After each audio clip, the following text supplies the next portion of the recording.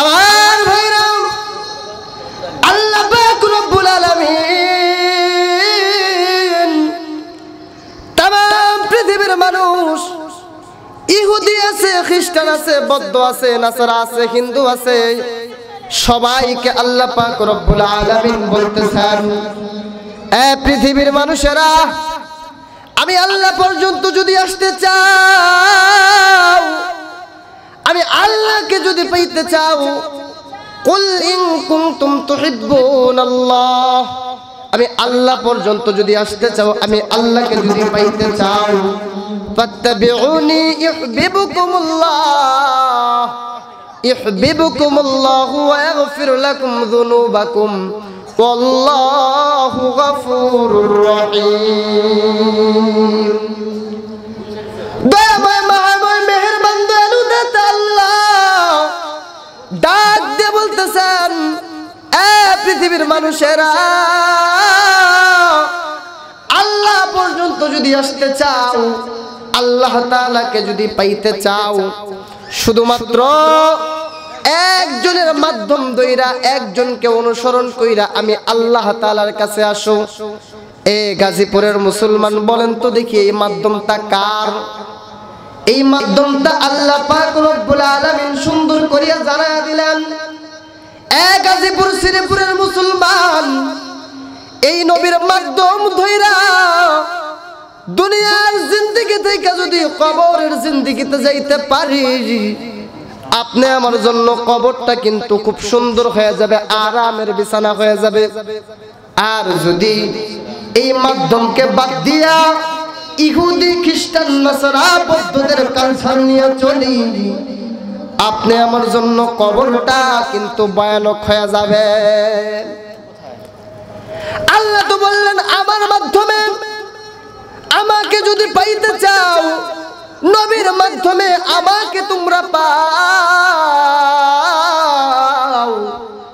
আর বিশ্ব নবী তো কুরআনের ভাষায় বলে না, হাদিসের ভাষায় সুন্দর করে বলতেছেন, কুল ইন কুনতুম তুহিব্বুনাল্লাহ ফাত্তাবিউনি ইউহিব্বুকুমুল্লাহ ওয়া ইয়াগফির লাকুম যুনুবাকুম আল্লাহু গফুরুর রহিম। আল্লাহ বলে দিয়েছেন, এ পৃথিবীর মানুষেরা, যদি আমি আল্লাহ পর্যন্ত আসতে চাও, তাহলে তোমরা কি করো? আমি নবীজির মাধ্যমে তোমরা আমি আল্লাহর কাছে আসো। আল্লাহর নবী, বিশ্ব নবী জনাবে মুহাম্মদুর রাসূলুল্লাহ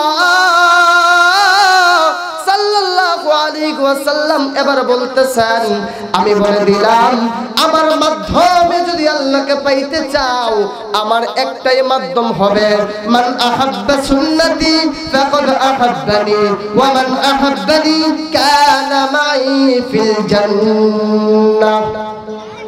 বাজান বুঝলেন তো?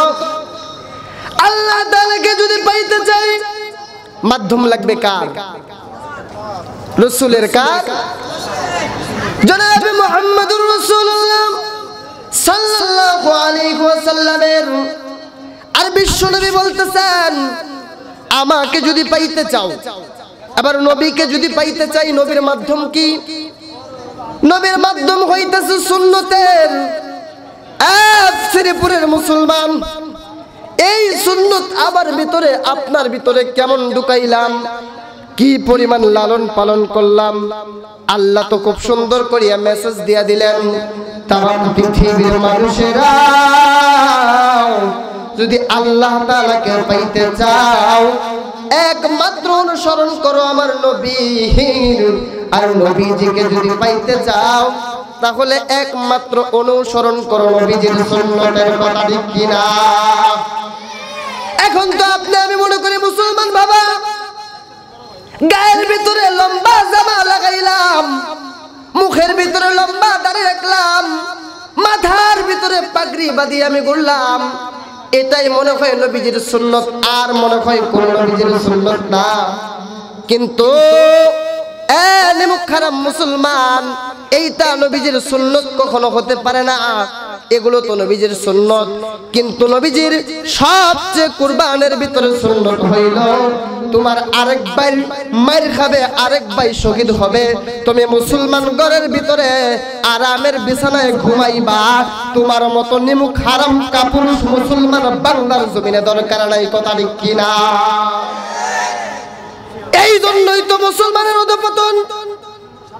এ মুসলমান, তোমার নবীকে আজকে কটূক্তি করে কথা বলে, তোমার নবীকে নিয়ে আজকে লাঞ্ছিত অপমানিত করে। এ মুসলমান, তোমার দিলের ভিতরে ইঞ্চিত পরিমাণের মায়া লাগে না, আবার তুমি বড় দাবি করো তুমি আশিকে রাসূল। আমি বলতে চাই তোমার মতো মুনাফিক তামাম পৃথিবীর জমিনের ভিতরে কেউ না, কথা ঠিক কিনা? আল্লাহ নবীদের জামানার একটা ঘটনা, বিশ্ব নবীদের সাহাবীদের ভিতর থেকে সবচেয়ে নরম মাপের সাহাবী কে ছিল বাজান বলেন তো দেখি? সবচেয়ে নরম মাপের সাহাবী ছিল আবু বকর।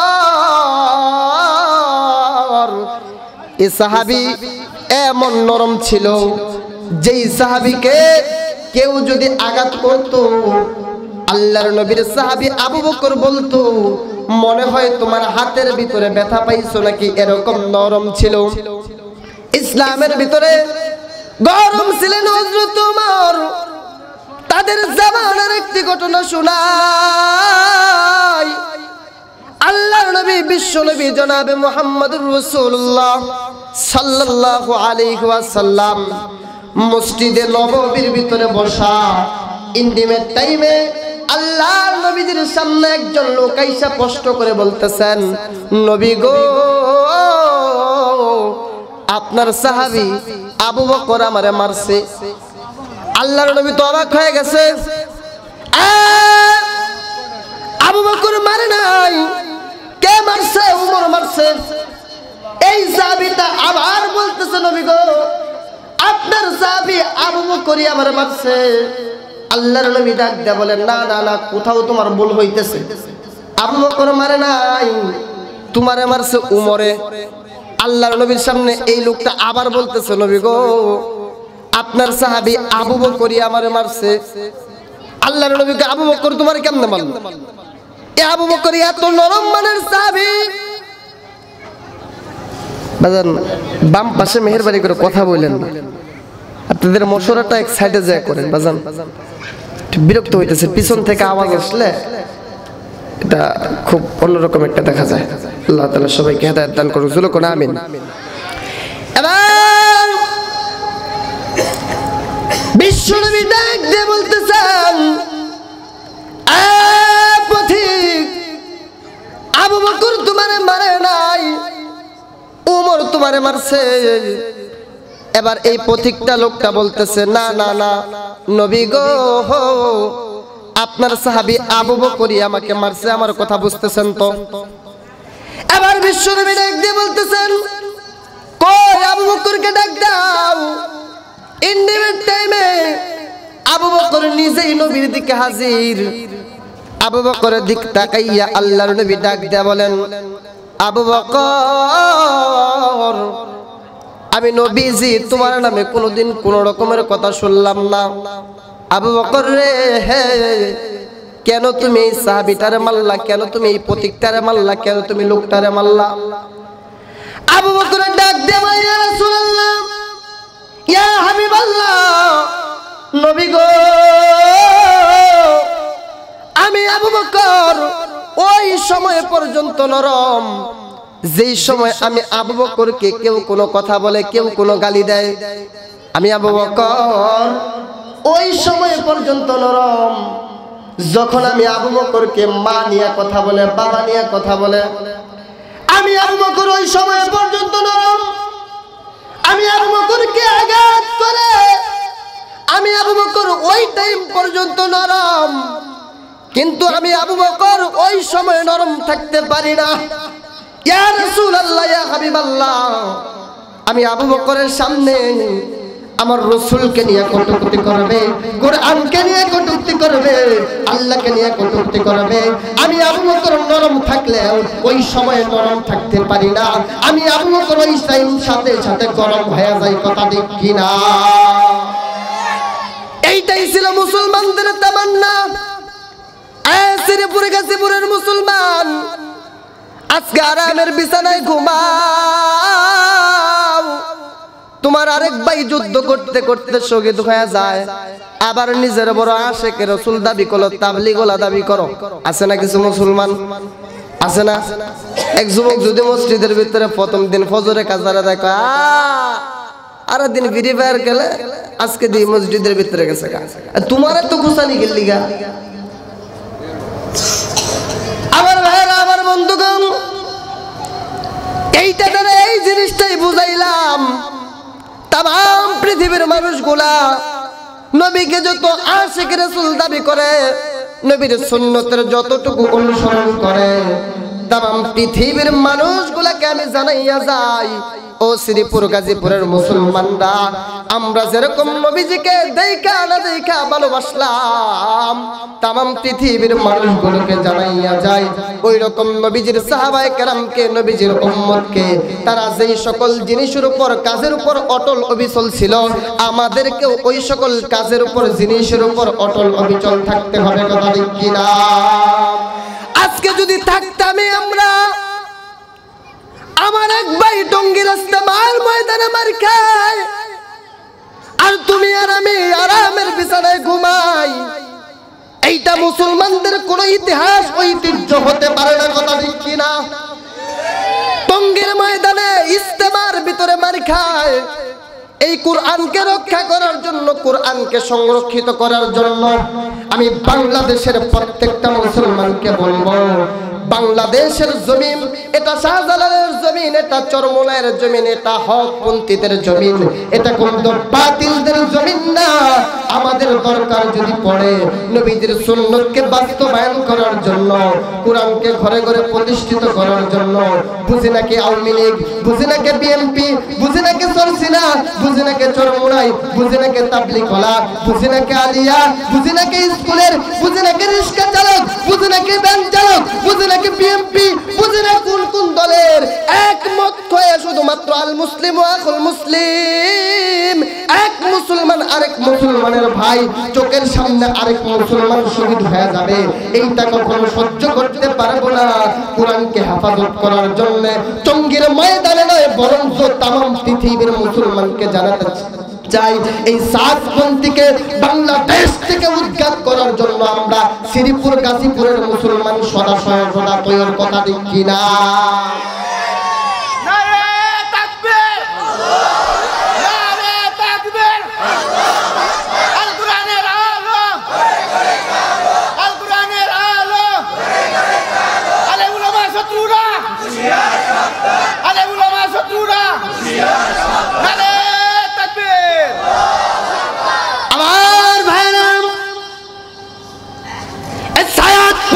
বর্তমান সময় এই শ্রীপুর গাজীপুরের জমিন থেকে জানা যায়, তাম পৃথিবীর জমিনের ভিতরে যা করবা তোমরা পর্দার আড়ালে করো, কিন্তু পর্দার ভিতরে তোমরা করো, পর্দার বাহিরে আসবা।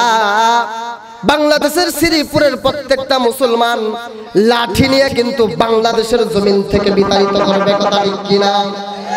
আমরা হলাম নবীজির উম্মত, নবীজির আশিক, নবীজির কোরআনকে রক্ষা করার জন্য জীবন পর্যন্ত দিয়ে দেব, কিন্তু কোরআনের গায়ে ইঞ্চিত পরিমাণ আঘাত লাগবে আমরা কখনো হতে দিব?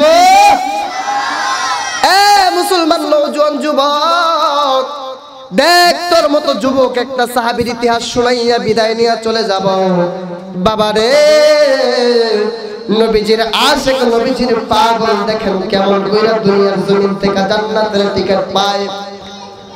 ফরজ গোসল হয়ে গেছে, গোসল করার জন্য যখন কূপের ভিতরে মশটা বালতিটা ফালাইছে, ইন্ডিমের টাইমে রাবর রাস্তা দেয়া যাইতেছে আর বলতেছে নাই নাই নাই, আখির জামানার পয়গম্বর জনাবে মুহাম্মদুর রাসূলুল্লাহ সাল্লাল্লাহু আলাইহি ওয়াসাল্লাম নাই।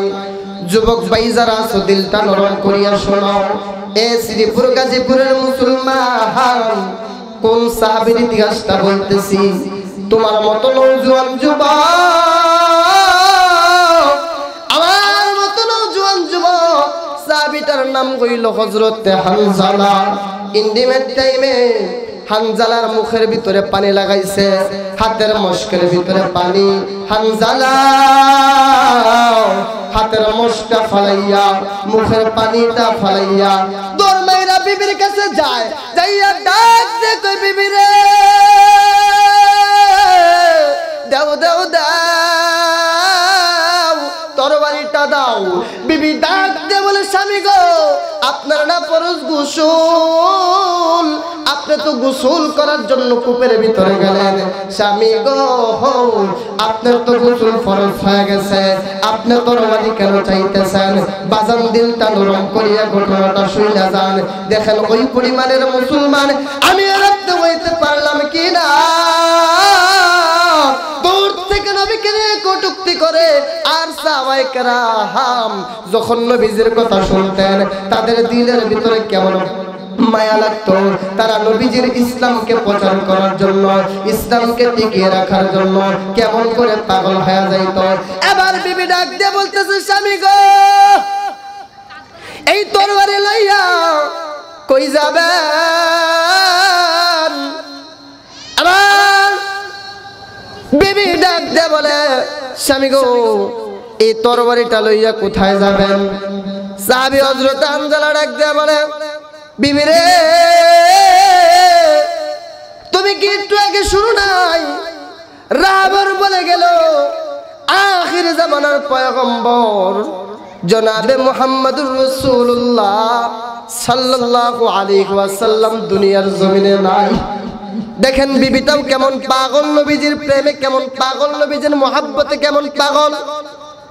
গতকাল বিবাহ হয়েছে, গোসল পর্যন্ত ফরজ। এ যুবক তুমি আর আমি যদি হইতাম বলতাম না না না মানুষ মরতাছে মরুগা, ঘরের ভিতরে নিজে বাঁচলে বাপের নাম কথা ঠিক নি।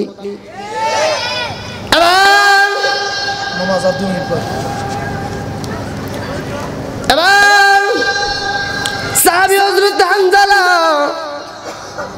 ডাক দে বলে, বিবি রে দাও দাও দাও তরবারিটা দাও।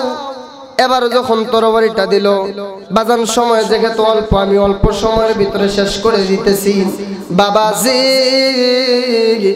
আর শ্রীপুরের জমিনে আসতে পারি কিনা জানি না, এই ঘটনাটা বলে আমি আমার বয়ান শেষ করে চলে যাব। এবার বিবি যখন বলছে, স্বামী গো এই তরবারি লইয়া কই যাবেন? এবার বিশ্বনবীর সাহাবী হযরত হানজালা ডাক দিয়ে বলে, বিবি রে তুমি কি শুনলা না আমার নবী নাকি যুদ্ধ করতে করতে শহীদ হয়ে গেছে? এবার যখন হযরত হানজালা বিবির কাছ থেকে অনুমতি নিয়ে বলতেছে, বিবি রে যদি বেঁচে থাকি তাহলে দেখা হবে দুনিয়ায়, আর যদি মারা যাই তাহলে দেখা হবে হাসরের ময়দানে। নবী পাগল, প্রেমীর নবীর প্রেমে পাগল, নবী প্রেমিক হইয়া হযরত হানজালা তোর মেরে যুদ্ধের ময়দানে যাইয়া এক পর্যায়ে কাফের মুশরিক বেঈমানদেরকে যখন মারতেছে, সামনে থেকে কাফেরদেরকে মারে, পিছন থেকে কাফেরদেরকে মারে। এবার চতুর্দিক থেকে কাফের মুশরিক বেঈমানরা সাহাবী হযরত হানজালাকে যখন পাকড়াও করে ফেলছে, সাহাবী হযরত হানজালা তাকাইয়া দেখতেছে ডানেও কাফের, বামেও কাফের, সামনেও কাফের, পিছনেও কাফের। এবার হযরত হানজালা তাকাইয়া দেখে যাওয়ার কোনো রাস্তা নাই, কাফের মুশরিক বেঈমানেরা।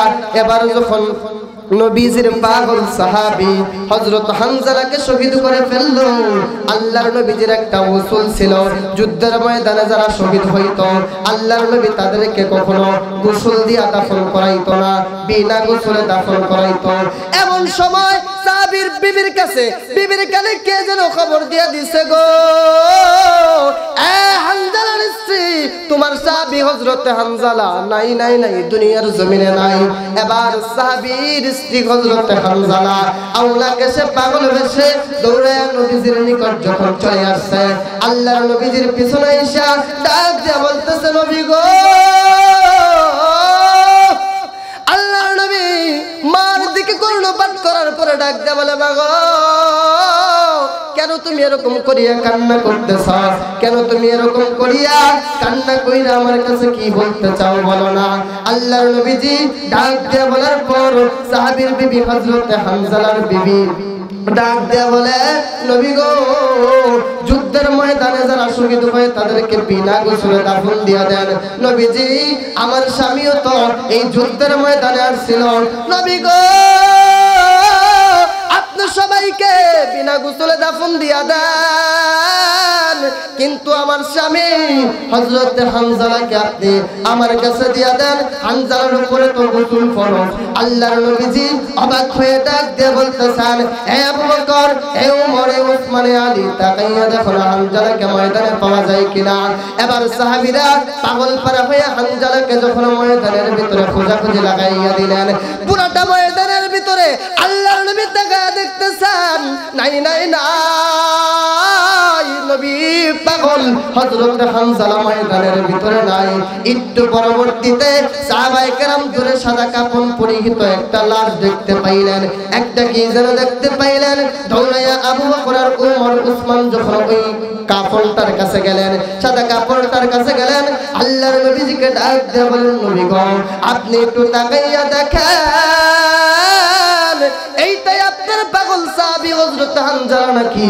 আল্লাহর নবীজি তাকাইয়া দেখলেন, এটা তো দুনিয়ার আর কেউ না, এটা হইতেছে নবীজির প্রেমিক হযরত হানজালা। পৃথিবীর জমিন থেকে জান্নাতের সার্টিফিকেট নিয়ে আমরা কবরে কে কে যাইতে রাজি? দুইটা হাত আল্লাহকে উঠায় দেখায়। নারায়ে তাকবীর, নারায়ে তাকবীর, মাশাআল্লাহ। শ্রীপুর গাজীপুরের মুসলমানদের দেখা যায় ইমানের এখনো স্পিড, ইমানের এখনো সবল এবং ইমানের এখনো পাওয়ার ভালো, কথা ঠিক কিনা? একটা হক ছাড়া কোন বাতিলকে গাজীপুরের জমিনের ভিতরে ঢুকতে দিবেন না। যে জায়গায় পাবেন লাঠি দিয়ে মেরে একবারে দুসা করে যায়, পরে যাওয়াই আমরা দেখব না, কথা ঠিক নেই? বলেন তো দেখি, এটা কোনো কথা? আল মুসলিম আখুল মুসলিম, এক মুসলমান আরেক মুসলমানের ভাই, আমরা আরেক ভাইয়ের উপর আঘাত আনবা, মনে করবা যে আমরা খাম খেলে বই থাকবা। তাম পৃথিবীর মুসলমানদেরকে বলে দিতে চাই, গোটা বিশ্বের মুসলমান যদি এক হয়ে ইসলামকে হেফাজত করার জন্য শুধুমাত্র একদিন মেহনত করে, প্রত্যেকটা বাতিল ধ্বংস হয়ে যাবে, কথা ঠিক কিনা? এবার সাহাবী হযরত হানজালার ঘটনা বলতেছিলাম। আমার ভাইরা, আল্লাহর নবী আবু বকর, ওমর, উসমানকে ডাক দিলেন, ডাক দিয়ে বললেন, এ সাহাবীরা, যাও যাও যাও, যাইয়া দেখো তো পুরাটা ময়দানের ভিতরে সাহাবীর হানজালার লাশটা পাওয়া যায় কিনা। আবু বকর, ওমর, উসমান, আলী সবাই পুরাটা ময়দানের ভিতরে পাগল পারা হয়ে গেলেন, কোথাও নাই, কোথাও নাই। নবীর প্রেমের পাগল হযরত হানজালার লাশটা কোথাও নাই। এন্ডিমের টাইমে আল্লাহর নবীর সাহাবীরা তাকাইয়া দেখেন, যুবক ভাই, একটু দূরে সাদা কাপড় পরিহিত একটা কি যেন দেখা যায়। সাহাবায়ে কেরাম দৌড়া যায়, দেখে গো, এটা তো আর কেউ না, এটা হইল নবীজির পাগল, নবীজির প্রেমিক হযরত হানজালা। আবু বকর, ওমর, উসমান, আলী ডাক দিয়ে বলে, নবী গো, কি ব্যাপার? ইয়া রাসূলুল্লাহ, ইয়া হাবিবাল্লাহ, যে সাহাবী হযরত হানজালাকে দুনিয়ার পানি দিয়ে গোসল করানো দরকার। আল্লাহর পক্ষ থেকে ওই চলে আসলো পয়গম্বর, আপনার আশিক আপনার পাগল হানজালাকে দুনিয়ার কোনো পানি দিয়ে গোসল করানোর দরকার নাই। আমি আল্লাহ আপনার পাগল আপনার আশিক হযরত হানজালাকে জান্নাতের পানি দ্বারা গোসল করাইলাম। জোরে কই সুবহানাল্লাহ। আল্লাহ তোমার জান্নাতে যাব, সুন্নত মেনে নিয়ে আমল করিব, সুন্নত মেনে নিয়ে আমল করিব, আল্লাহ তোমার জান্নাতে যাব। শ্রীপুর গাজীপুরের মুসলমান,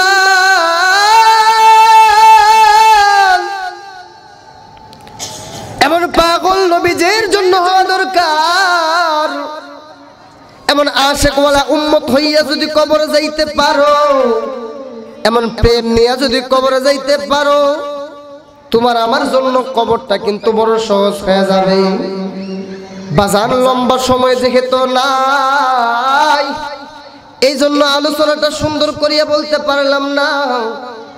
আমার বড় নিয়ত ছিল যে আপনাদেরকে আলোচনাটা আরো সুন্দর করিয়া বুঝাইয়া দিয়া যাব, কিন্তু রে যুবক ভাইরা, আল্লাহর চাওয়া আল্লাহর পাওয়া, আজকের ময়দানটা আজকের মাহফিলটা এলাকার জন্য রহমত, আজকের মাহফিলটা এলাকার জন্য বরকত। তাই যুবক তোমাদেরকে একটা মেসেজ দিয়ে গেলাম, নবীর প্রেমে পাগল হইয়া নবীজির আশিক হইয়া ওই কবরে যদি যাইতে পারো, ওই কবরটা কিন্তু তোমার জন্য খুব আরাম হয়ে যাবে। অগোত্র এলাকার মা, আশপাশে জামাতে হইতেছে শেষ করে, তুমিও যদি ওই রকম হানজালার বিবির মতো পাগল হইতে পারো মা গো, তাহলে তোমার জন্য কবরটা কিন্তু খুব আরামদায়ক হয়ে যাবে। বাজান আমি আর লম্বা করব না, যেহেতু নামাজের সময় হয়ে গেছে। ছোট মানুষ যে কয়েকটি কথা বললাম, আল্লাহ পাক রব্বুল আলামিন সর্ব অবস্থায় আমাকে আমল করার তৌফিক দান করুক, আপনাদেরকে তারপর আমল করার তৌফিক দান করুক। সকলে বলে আমিন। সর্বশেষ একটা মেসেজ আপনাদেরকে আবার দিতেছি, কোনো বাতিলকে শ্রীপুরের জমিনে ঢুকতে দিবেন না। আমিন। ওয়া আখিরু দাওয়ানা আলহামদুলিল্লাহি রাব্বিল আলামিন।